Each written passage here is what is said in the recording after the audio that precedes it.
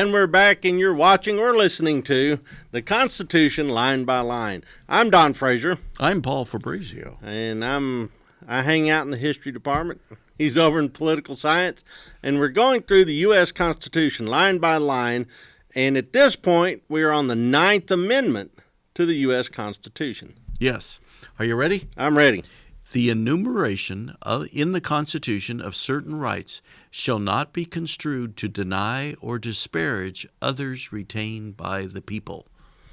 Mm-hmm. Okay, so very simply what it means is there are other rights that we have besides those listed in the Constitution. Correct.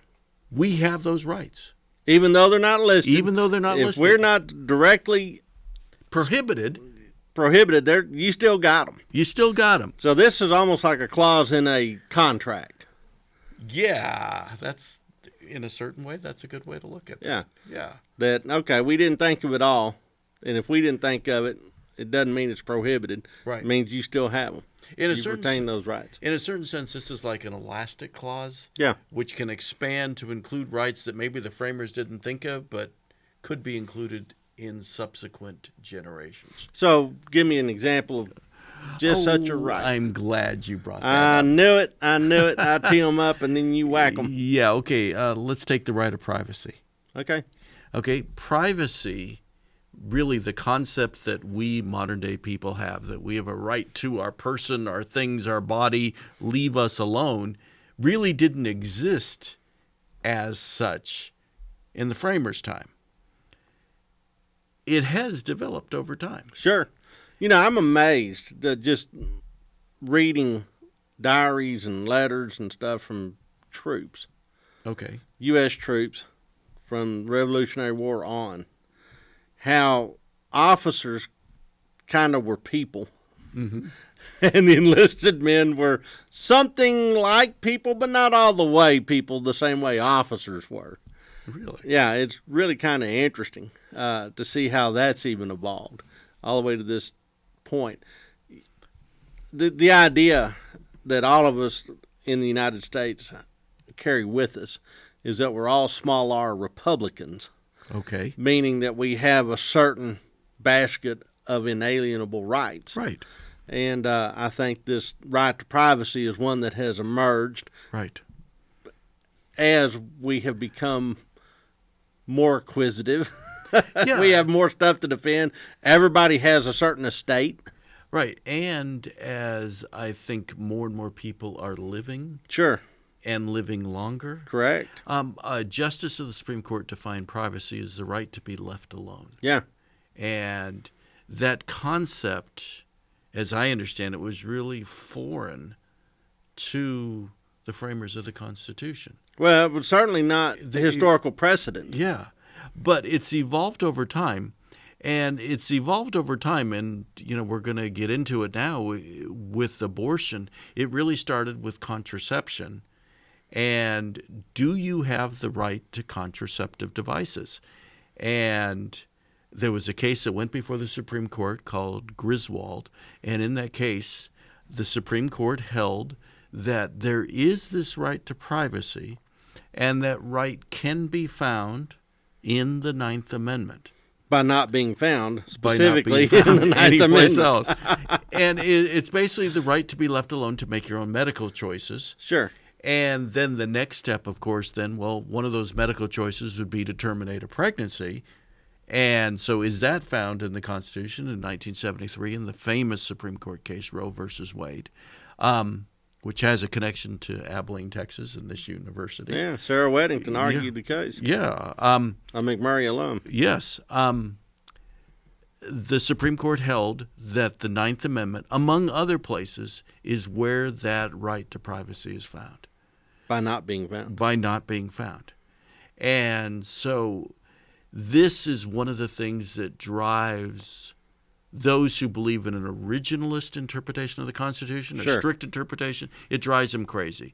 They said the framers of the Constitution did not say anything about privacy. Therefore, there is no right to privacy in the Constitution. It can be found in the states. States can do what they want, but it can't be read into the Constitution. And there's those others who said, look at the Constitution, and especially the Ninth Amendment, is part of a living document. Yeah. And as a living document, it's got to respond to modern times. And a concept, privacy, that did not really make any sense to the framers means a great deal to the people now. Think about all the stuff that we have to do with HIPAA and HEPA and all that Right. sort of stuff. I mean, we can't discuss our students' Right. grades with their parents unless we're authorized. Right, unless the student has waived their rights. Yeah. And gosh, all your medical records and stuff. It's interesting with the advent of home DNA kits. We're just kind of sowing the universe, the cloud, with all of our DNA records. And who gets a crack at that? Yeah, exactly. And let's just take something else. Everybody in the country is moving towards new kinds of driver's licenses. Texas is Yep. already there, involving facial recognition. You got it. And do you have a right to privacy of your own face? I mean, and what we're finding is that federal agencies, local agencies are taking advantage of driver's license photographs, and they're mining through all the data to look for criminals. And have we given anybody that right to do so? It's interesting because And the answer is, by the way, we haven't. But we haven't. I just signed up for an Airbnb. I'm oh so trendy. yes, you are. But I had to upload a photograph of my driver's license as part of my. They're going to use facial recognition on you. Correct. Yeah, I just renewed my driver's license last year, got a new passport photo in the last couple weeks. And, you know, I'm not allowed to wear my glasses Nope, in those. that's right. Because it distorts the facial recognition technology. And when you go through automated border control, Yes. you have to take off a hat, take off glasses so that it can read it. Yeah. Yeah. Okay. By the way, again, we're talking about something where the words don't exist in the Constitution. Yeah. Do we have the right? And I guess you could exercise your right by not ever going through border control. that would be the argument. Yeah, just stay at home. Or don't drive. Don't get a passport. Don't drive. Yeah. Because that's a privilege, not a right. Right. But at the same time, can you exist in modern society without driving? Well, you could in New York. Can't in Abilene. Yeah, you can't in Abilene, okay? But you don't have to live in Abilene. That's right. Okay, yeah, I think we're pushing this a little far, I think. Anyway, it goes beyond privacy, and where it really comes out is the right to an abortion. But it goes beyond that. What about something else that's not in the Constitution? Education. Do you have a right to an education? Doesn't say anything in there that you do. It doesn't say It's anything. not even addressed. Exactly. But the enumeration in the Constitution of certain rights shall not be construed to deny or disparage others retained by the people. So is one of those other rights education? Or the right to be uneducated. Yes. Do you have these rights? Well, there's a Department of Education. Where did it come from? Jimmy Carter, Was president. Was that trampling our rights? Some would argue it certainly is. But there was a case involving the right to education. It actually came out of San Antonio, went to the Supreme Court, and the argument is that the Constitution in the Ninth Amendment guarantees a right to an education. In other words, it doesn't say it, but to be a citizen in this country, you've got to be able to read, you've got to be able to write, Okay. you've got to be able to participate. Who does that? The education system. So do you have a right to an education? Okay. So- I can see that. But do you have to choose to be educated? Do you have a right to ignorance? Okay, and this is a really interesting thing, and the argument is that each state makes that decision, and each state says yes, you have to be educated. We in the great Mandatory state schooling. of X Yes, mandatory choose to schooling. have ignorant people. Yeah, if that's what you want. But no state has made that choice. Every state has said you have to be educated, mandatory schooling through age whatever it is, 14, 16, And that's where 18. homeschooling may come in as a stopgap. But again, they have to meet certain standards, I Sure. believe. They have to do certain things for the most part. So, do Which you may have be a right? unconstitutional. Well, do you have a right to an education? By the way, in answer to the question, the Supreme Court said no, there is no federally guaranteed right to an education. Each state can have it, but Yeah. not the federal government. But not the federal government. Now, do you have a right to travel? I would say yes. You travel in China, Yeah. you have to have an internal passport. Wow. Government controls where you go. Can the government do that here? Absolutely, under no circumstances. Well, where does it say that, Don? Well, Are I'm just you saying. reading into the Constitution? No, I'm saying it's been retained by the people. It said there's nothing in there that says we can't travel, so therefore I retain that right. Okay. Turns out you're correct. Well, would you look at that? Yeah. What the Supreme Court has held over Shazam. time. What the Supreme Court has held over time is that there are fundamental rights. Yeah. And they're fundamental rights that are so basic to us that the government can't take them away. One of those is the right to travel. Yeah. Another one is the right to have kids. Interesting. Because, I mean, all of this would have probably also been right at home with English common law. They had the right to travel? It know. was just assumed. Was it assumed? Yeah. Because weren't you going from one kingdom to another if you went too far? And Well, could yeah, you I go? mean, And once you leave the borders, that's, there's all sorts of rules and protocols you have to do, getting passports and things like that. But you had the right to But travel. you could go from the Shire down, the Shire down to the wherever the you market wanted to. town or whatever. Okay. But this is also after the evolution away from being bound to the land and things like that. Okay. Then do you have the right to kill yourself?